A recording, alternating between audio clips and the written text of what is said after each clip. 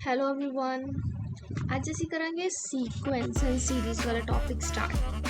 तो सीक्वेंस में ले देखो, सीक्वेंस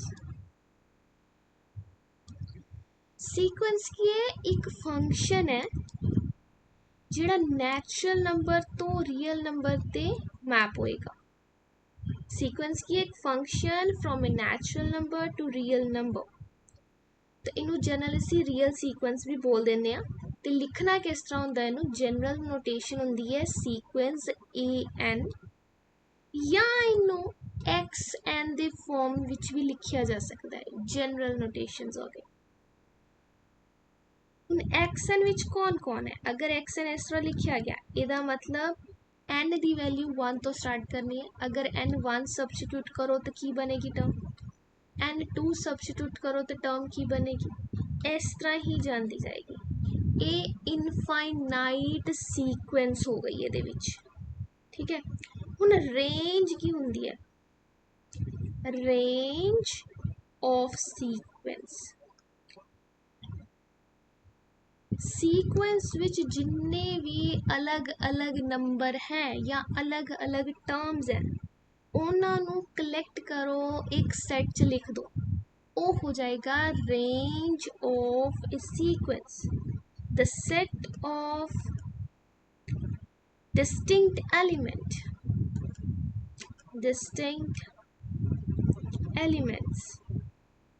in a sequence ਉਹਨੂੰ ਰੇਂਜ ਕਹਿ ਦਾਂਗੇ ਸੀਕੁਐਂਸ। ਹੁਣ ਮੰਨ ਲਓ ਕਿ ਅਗਰ ਤੁਹਾਡੀ ਸੀਕੁਐਂਸ ਹੀ ਇੱਕ ਕਾਂਸਟੈਂਟ ਸੀਕੁਐਂਸ ਆ ਗਈ 1 1, ਹਰ ਐਲੀਮੈਂਟ 1 ਹੈ ਸੀਕੁਐਂਸ ਦਾ, ਤੇ ਇਹਦੀ ਰੇਂਜ ਕੀ ਹੋਏਗੀ ਸੀਕੁਐਂਸ ਦੀ? इस सीक्वेंस की रेंज है सिर्फ एक नंबर 1, एक ही नंबर आएगा विच 1। हुण करने बाउंडेड सीक्वेंस। बाउंडेड सीक्वेंस ਇਹਦਾ मतलब आ नहीं है कि तुहाडे कोल फाइनाइट नंबर है, नो, वो तो अलग गल है। बाउंडेड सीक्वेंस का मतलब कि अगर साडे को ਇਹਦਾ अपर बाउंड मिल जाए या लोअर बाउंड मिल जाए, bounded above and bounded below, ਉਹ ਸੀਕੁਐਂਸ ਨੂੰ ਬਾਉਂਡਡ ਕਵਾਂਗੇ ਅਸੀਂ। ਲਿਮਿਟ ਸੁਪਰੀਮਮ ਤੇ ਲਿਮਿਟ ਇਨਫੀਮਮ ਦੀ ਜਦੋਂ ਡੈਫੀਨੇਸ਼ਨ ਕੀਤੀ ਸੀ ਉਹਦੇ ਵਿੱਚ ਅਸੀਂ ਚੀਜ਼ ਪੜ੍ਹੀ ਸੀ, ਅਪਰ ਬਾਉਂਡ ਹੋਣ ਦਾ ਮਤਲਬ ਕੀ ਹੈ ਤੇ ਲੋਅਰ ਬਾਉਂਡ ਹੋਣ ਦਾ ਮਤਲਬ ਕੀ ਹੈ। ਬਸ ਉਹੀ ਚੀਜ਼ ਅਸੀਂ ਲਿਖਾਂਗੇ ਕਿ ਅਗਰ ਸਾਡੇ ਕੋਲ ਕੋਈ ਸੀਕੁਐਂਸ xn ਹੈ, ਇਹ ਬਾਉਂਡਡ ਕਦੋਂ ਕਵਾਂਗੇ? ਦਿਸ ਇਜ਼ ਬਾਉਂਡਡ ਕਦੋਂ? If it is bounded above and bounded below, if it is bounded above and below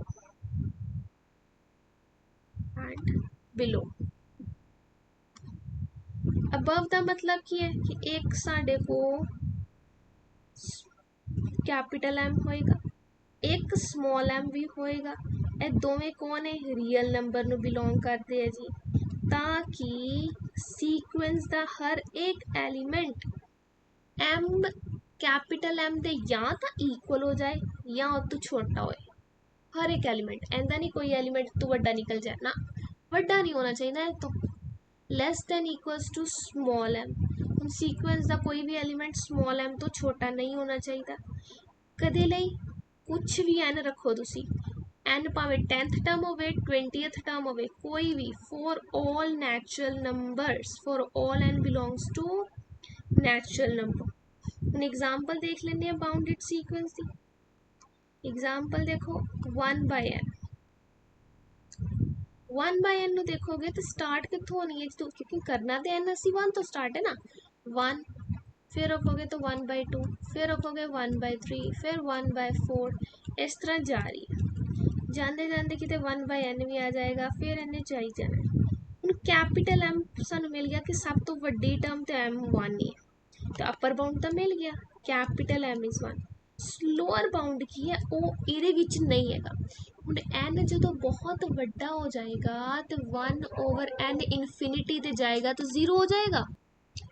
हर एक वैल्यू 0 ते जा रही है, नैक्सट स्टैप 0 ਦੇ ਹੋਰ क्लोज जा रही है, तो 0 ਨੂੰ अप्रोच कर रही है लेकिन 0 ਦੇ इक्वल नहीं आई, तो ਅਸੀਂ स्मॉल m ਨੂੰ 0 ही ले लांगे कि लोअर बाउंड 0 है, 0 तो छोटी वैल्यू यदि कोई नहीं आनी, तो साढ़े को अपर बाउंड भी मिल गया, लोअर बाउंड भी मिल गया।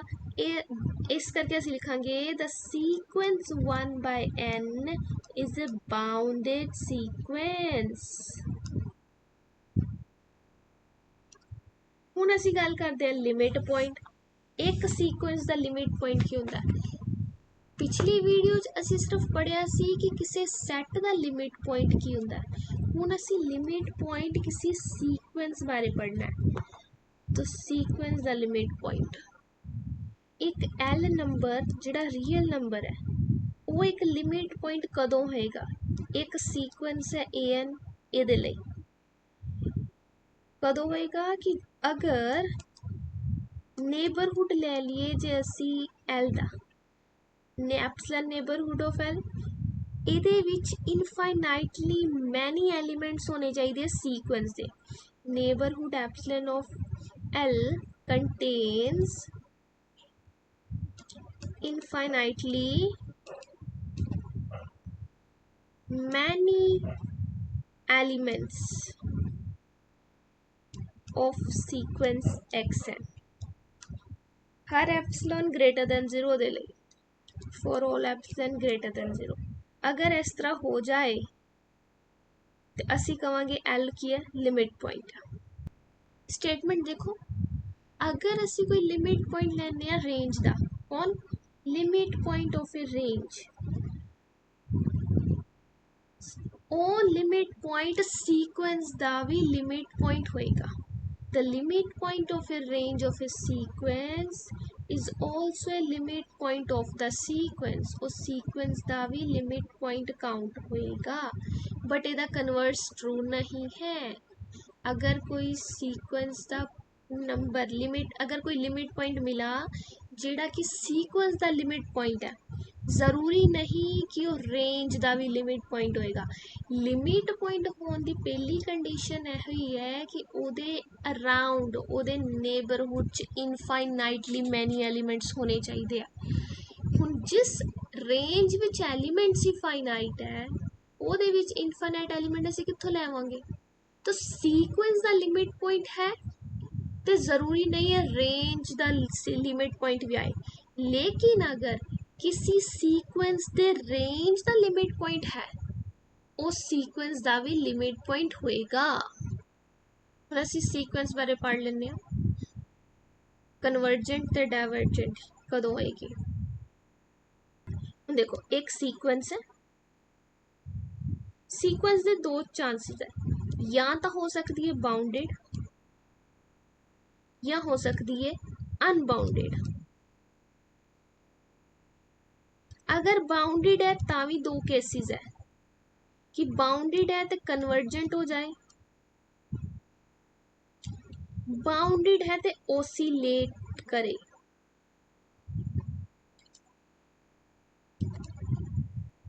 Finite numbers they which unbounded की है, अनबाउंडेड दे तीन केसेस है, तीन केसेस विच अनबाउंडेड होएगा या तो डाइवर्ज करे इनफिनिटी ते, या डाइवर्ज करे नेगेटिव इनफिनिटी ते, या ओसीलेट करे, ओसीलेट इनफाइनाइटली।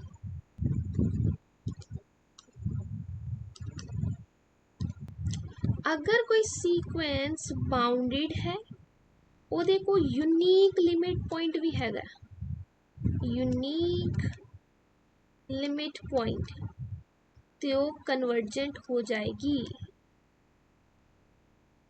कन्वर्जेंट यह चीज़ दूसरी साइड भी ट्रू है। कन्वर्जेंट है तो बाउंडेड भी होएगी तो उहदे को यूनीक लिमिट पॉइंट भी होएगा।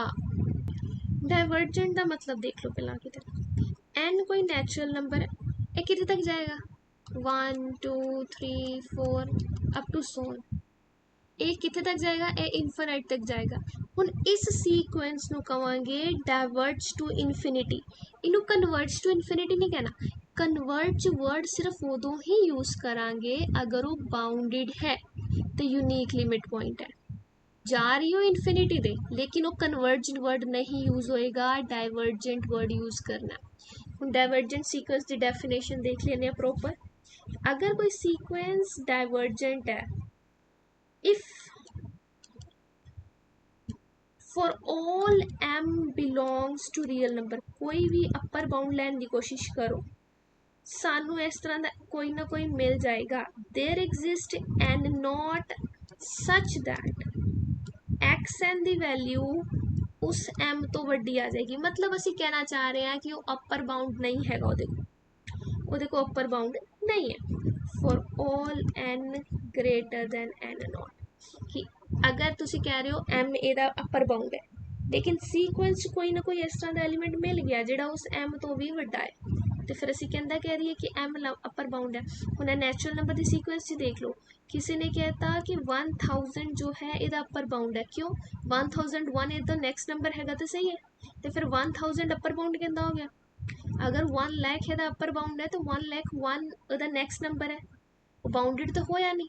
तो मतलब अगर किसी नंबर में असी अपर बाउंड कह रहे हैं, सीक्वेंस च इस तरह का होर एलीमेंट हैगा जिहड़ा उस बाउंड तो वड्डा है। अगर बाउंड तो वड्डा है तो वो एलीमेंट बाउंड ही नहीं होया, उन्होंने एलीमेंट असी बाउंडेड एलीमेंट नहीं कहांगे ना, अपर बाउंड एलीमेंट नहीं होएगा। तो इस करके डाइवर्जेंट सीक्वेंस है, इन्हों इस तरह डेफिनेशन लिखी है।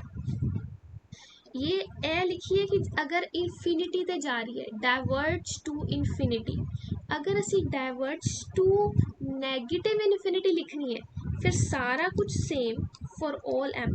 हुण अपर बाउंड की जगह असी स्मॉल बाउंड्स यूज़ करते हैं। स्मॉल एम कोई रियल नंबर नूं बिलोंग कर रहा, there exist N nought such that X N जिहड़ा एक्स एन सीक्वेंस दे एलीमेंट उस एम तो छोटे मिल रहे हैं।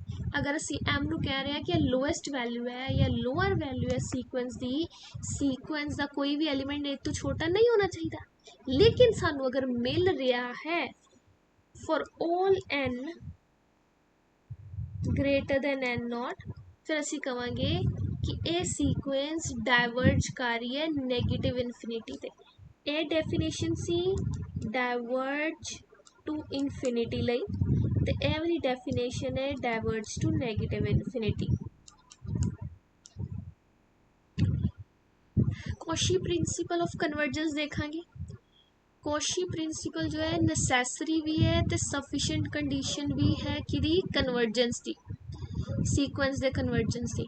ਇਹਦੇ ਵਿੱਚ ਕੀ ਕਹਿ ਰਹੇ हैं कि तुसी कोई एक सीक्वेंस चूज़ की एस एन, उस सीक्वेंस दे कोई भी दो एलीमेंट चूज़ कर लो, ज़रूरी नहीं है कंसेक्टिव लेने हैं, कोई भी दो एलीमेंट चूज़ करो, अगर उन्हों का डिफरेंस, उन्हों की सबट्रैक्शन द मॉडुलस या absolute value less than epsilon आ रही है कुछ सीक्वेंस के एलीमेंट्स छड्डन तो बाद, मान लो सीक्वेंस के 10 एलीमेंट ये चीज़ सैटिस्फाई नहीं करते, 10 एलीमेंट छड़ दो, 11 तो शुरू कर दो, 11th तो 12th तो 13 तो 50 तो स्टार्ट कर दो। असी किसी सीक्वेंस के फाइनाइट नंबर ऑफ एलीमेंट्स छड्ड सकते हैं अगर उस एलीमेंट्स तो बाद उस सीक्वेंस कन्वर्जेंस बिहेवियर शो करे। इस करके ये लिखा गया है for all N M greater than N nought. हो सकता है पहले 20 नंबर्स के लिए पहले 20 टर्म्स सैटिस्फाई ना करन, लेकिन 20 तो बाद कोई भी अगर दो एलीमेंट्स सीक्वेंस दे लै रहे हो, सीक्वेंस दियां कोई भी दो टर्म्स लै रहे हो, उन्हों का डिफरेंस लैस दैन एप्सिलॉन आ रहा है तो सीक्वेंस कोशी हो जाएगी। सीक्वेंस दे विच अगर कोई सीक्वेंस कोशी है तो वो कन्वर्जेंट भी होएगी। ठीक है, यह चीज़ इंप्लाई होती है। नैक्सट है सैंडविच थ्योरम या स्क्वीज प्रिंसिपल। ਇਹਦੇ ਵਿੱਚ कह रहा है कि अगर सानू दो सीक्वेंसेस बारे पता है, एक सीक्वेंस AN है, एक सीक्वेंस BN है, एंड दोनों सीक्वेंस कन्वर्ज कर रही है, कन्वर्जेस किसी एक लिमिट तक कर रहा है, कन्वर्जेस टू लिमिट L। ते अगर ਇਹਦੇ ਵਿੱਚ कोई एक CN सीक्वेंस एग्जिस्ट करे, दैन इस CN इस सीक्वेंस ਜਿਹੜੀ कि इस तरह का बिहेवियर शो कर रही है CN इन्हों दोवां दे विचकार, तो CN भी उसे सेम लिमिट नू कन्वर्ज करेगी। So CN also converges to same limit L less than equal to भी काउंट हो जाएगा। ठीक है, इस लेक्चर च इतना ही, बाकी असी नैक्सट लेक्चर च करांगे। Thanks for watching.